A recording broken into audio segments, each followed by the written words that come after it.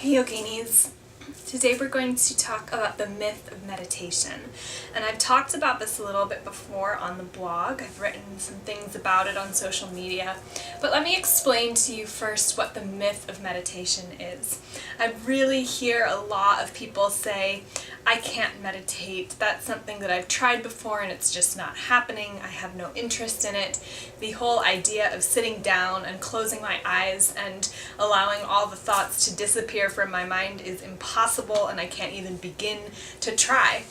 And the myth of meditation is that we sit down on a cushion or a pillow or just the ground and all of the thoughts cease to exist. In fact, most people practice meditation with that as an end goal, that our mind will just clear and we'll be able to sit in peace and serenity with no thoughts zooming through the mind. And this is truly the myth. I don't know very many people at all who have been able to successfully sit down and completely stop all of their thoughts. In fact, the true practice of meditation is more about harnessing the thoughts, controlling the thoughts, than it is about making them disappear or participating in some type of magic act or disappearing act. Instead of being the magician, it's like being the ringleader. You are allowing the thoughts to come in. Excuse me. You're allowing the thoughts to come in. You're acknowledging what that thought is. You might say, isn't that an interesting thought? But you're reserving any type of judgment. You're reserving the extra step of saying this is a good thought or this is a bad thought.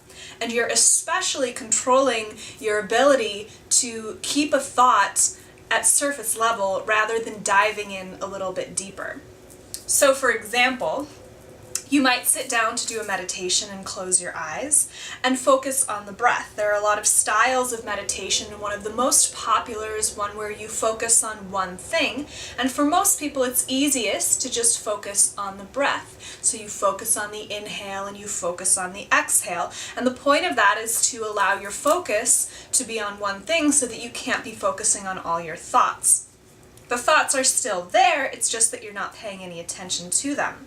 Inevitably, your focus will leave the breath and go to the thoughts that are in the background.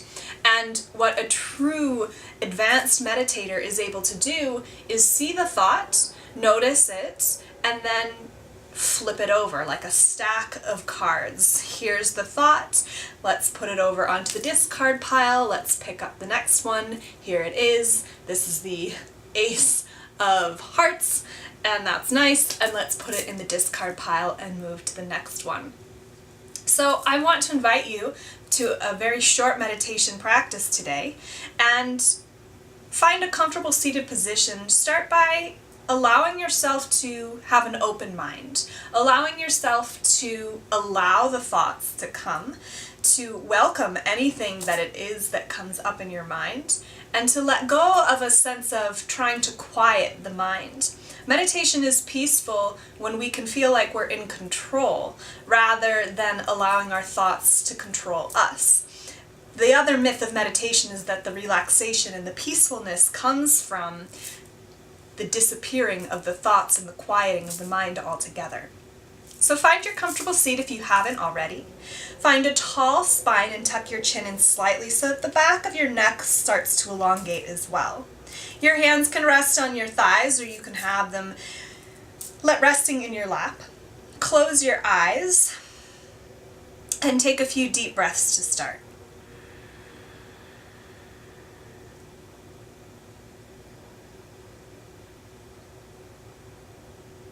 Following the inhale and the exhale. Again, inhale and exhale.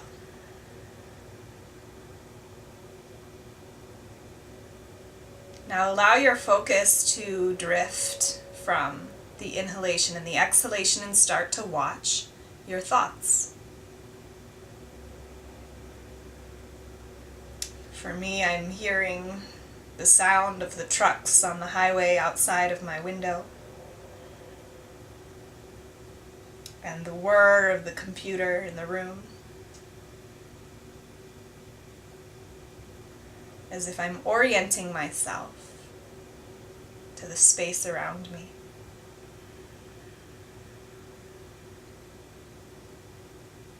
And then you might start to think about your to-do list.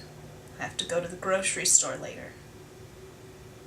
Then you might think of your list for the grocery store. This is an example of allowing yourself to dive down into each particular thought.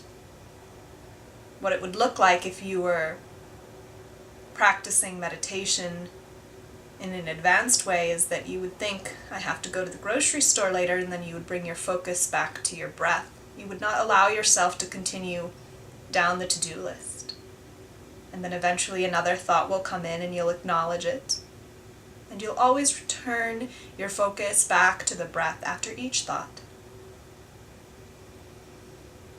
This is how we control the mind. And this is what starts to activate the relaxation response physiologically in our body. This is what helps us start to feel unclogged and rested in the body and the mind.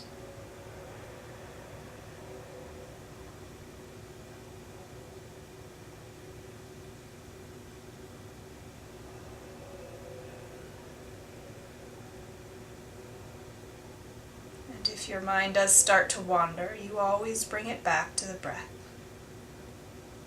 reserving judgment, avoiding criticizing yourself. Let that all go and just come back to the breath.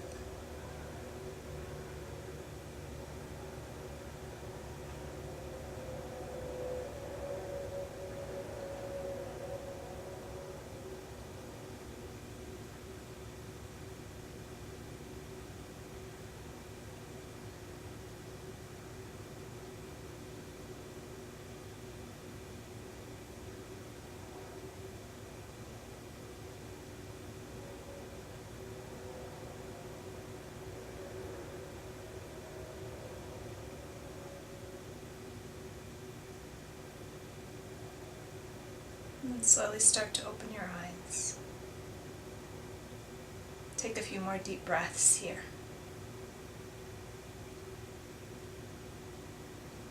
Notice how you feel, even in just that short amount of time. So the other thing about meditation is that most people, when they start, maybe try and set a timer next to them and they put it on 10 minutes or 5 minutes. And in reality, for people who are trying to start a meditation practice and work on controlling the mind, starting with just 1 minute is probably a better idea. It's a little bit more accessible, and it helps you start to get a starting point for where you're at. You'll be more successful if you start where you are rather than try and meet some ideal that you might have in your mind of how long you should meditate. After a few days, as you notice that you're getting better at controlling your mind for 1 minute, then you start to up the time to 2 minutes, to 3 minutes. Allow it to be a gradual progress. And eventually you might find yourself sitting for 5 minutes or 10 minutes. And it's at that point where you can start to understand how much time is right for you. Maybe you sit in the morning for 10 minutes and in the evening for 10 minutes. Maybe your practice is only in the morning or only in the evening or sometime else throughout the day when you have a quiet space to be with your thoughts and to be with your breath. I think and I hope that you've noticed that even just for 1 or 2 minutes, a meditation practice can be highly beneficial, can help you ground down and get into your body and your feelings and your thoughts. And remember, your thoughts are still there. We're just discarding the negative emotions or even the positive emotions surrounding the thoughts, and we're moving on. We're not diving down into the thought itself and creating a story. We're just seeing what's there and leaving the rest behind. I hope that you found this helpful, talking about the meditation myth, and that maybe you're a little bit more inspired to try on a meditation practice in your life to invite more relaxation and a sense of peace and calm in your daily going about. My name is Ashley Josephine. If you want more information about meditation or the meditation myth, please download my book, The Unconventional Beginner's Guide to Yoga, if you haven't had a chance to read it already.